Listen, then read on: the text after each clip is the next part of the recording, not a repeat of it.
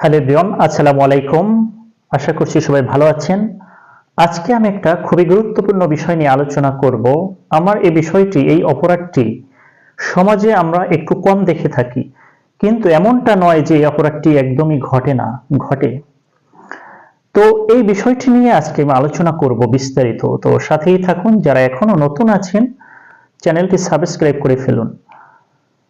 সাধারণত আমরা কিন্তু সমাজে এরকম ঘটনা, এরকম অপরাধ কিন্তু কম যদি ঘটে থাকে, তারপরও কিন্তু আমরা অনেক সময় শুনে থাকি যে অমুক জায়গায় পশুর সাথে কেউ যৌন সহবাস করেছে বা যৌন লীলা করেছে পশুর সাথে, বা সেটা কোনো পুরুষের সাথে হতে পারে বা নারীর সাথে হতে পারে। এজন্য আমাদের দণ্ডবিধি 1860 সালের এই আইন এটাকে বলেছে অস্বাভাবিক কাম লালসা বা অস্বাভাবিক যৌন সঙ্গম বা অস্বাভাবিক যৌন